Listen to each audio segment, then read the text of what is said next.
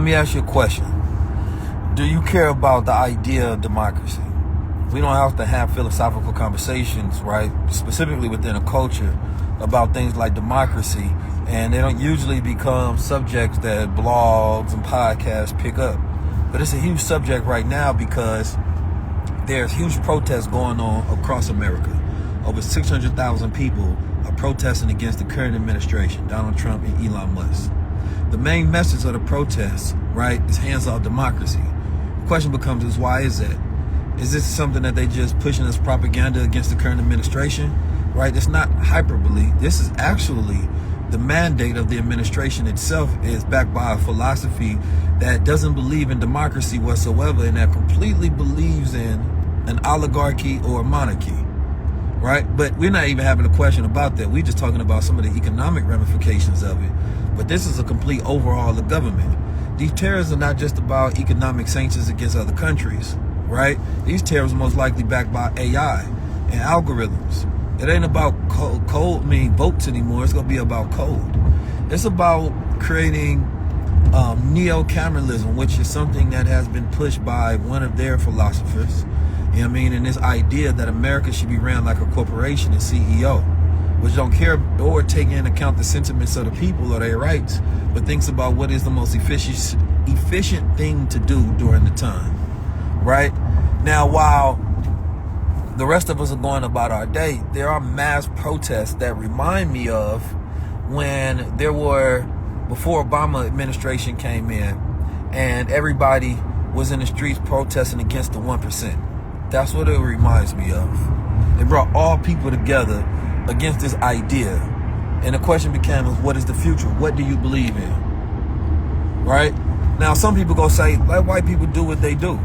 Nothing that white people, it's not as if we exist in two different worlds. Everything that white people do affect us at the same time. Mostly because most people are hired by them and consume their products, right? And there's a current administration that is completely all white. So it's never just let them do what they do unless we having a parallel world and systems being built out at the exact same time. Currently, we're not doing that, which means that we are deeply interconnected into the house of those same people, right? Now, the question becomes is which things make sense for us, which ones don't. Do we watch America fall and burn, right? Do you participate in it, or do you go in and build your own parallel systems? Now, if it ain't parallel system building, while the empire is falling, because there is a reality to where there's direct agenda to completely destroy democracy, where only the elites have a voice and machines run everything. They want to automate the workforce, right? Cut out no middle class. There's all of the conversation around black women going to get degrees, but who cares if all the work is automated and it has an increased assets or wealth for that class? Right? And there's a destruction of the black family happening. Black men are not going there, but those alternative routes are not being celebrated and propped up whatsoever.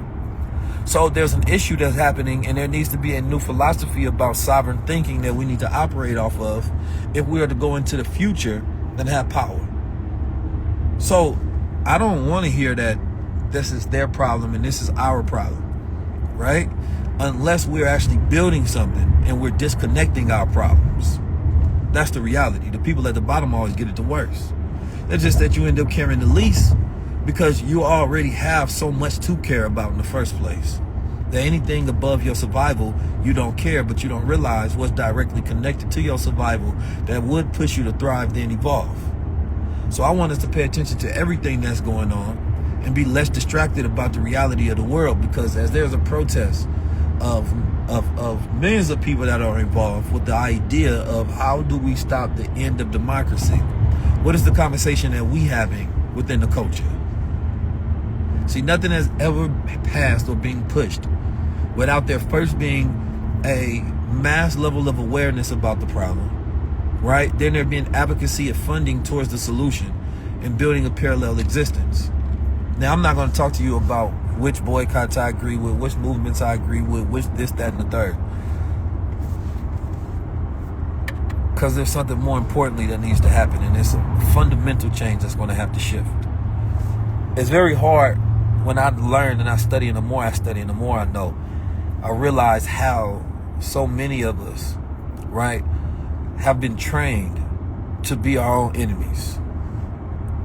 And what I mean by that is the more educated you become in America, and I ain't talking about academic education, the more educated you become on your own truth, your own past, right, your own history, the more it disconnects you from the majority of your own people in the world. Because most people have centered their enemy, right, as their savior. So when you start talking about ideas and our history and our life, and it's not centered in the ideas that white supremacy allow, then they look at you as radical. Well, if the truth is radical, then the lie is normal. So do you want to be normal or do you want to be radical? I mean, let's look at it. The movies we make, the music we make, the history we teach, the content we produce, does it represent any gloriousness, any sovereignty? Does it represent our greatness? Well, if we're not producing it, then we're not believing it. If we're not believing it, we're not achieving it. So who are we? And then the question becomes is, are the people that produce the image that degrade you your enemy or not? Now, this is probably the most important question that we need to ask. The song Not Like Us came out. But who is us? Black people took cultural responsibility over that and said, well, they talking about y'all. Well, it goes deeper than that. Because you might see somebody as a brother and they might see you as a nigga.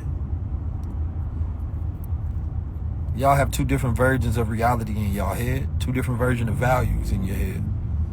One person that sell their soul for a little bit, the other person to die before they give up any of their values and integrity.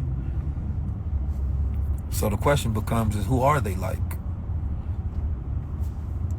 There was always the quote about 5% to 85% to 10%. 5% of those who have knowledge of self and they practice it. They speak the truth and teach it to the rest of the world, right? So that we can build a different world. There's a 10% who know the truth but don't teach it, and they benefit and profit off the rest of everyone's ignorance, and they wouldn't dare to teach you the truth. And then there's the 85% who are wickedly ignorant, and they go along with whoever influences them. That number might not even be 5% anymore. The moment number may now just be 1%. Because I think that pool of 10% has gotten much bigger.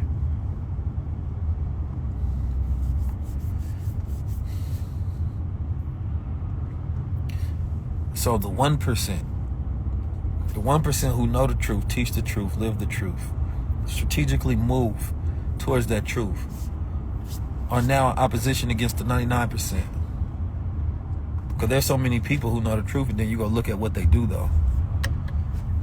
We don't represent it in any aspect of life. Matter of fact, they fighting each other. So they've turned so much of the 5% and chopped that down to about 1% now. So now it's even more rare.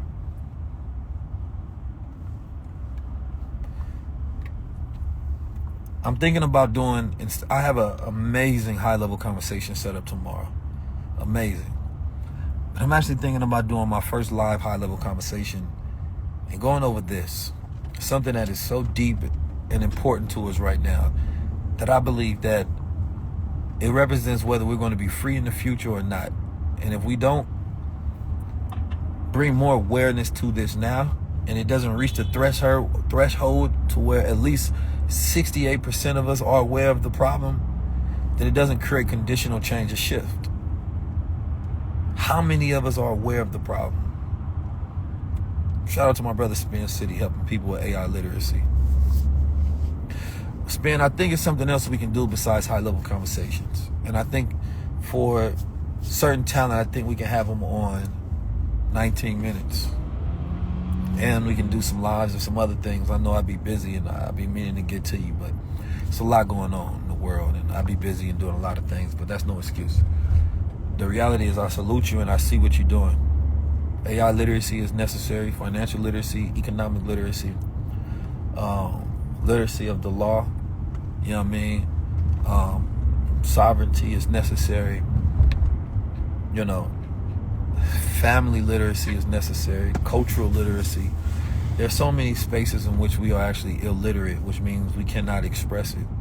To speak something don't mean you're literate in it.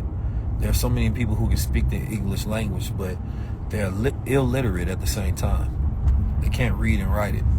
In this generation, the literacy rates are decreasing more and more and more and more and more. So education has failed us. It failed black men and women because we haven't been seeking the right intentful education so that we produce the right outcome. Peace to the gods.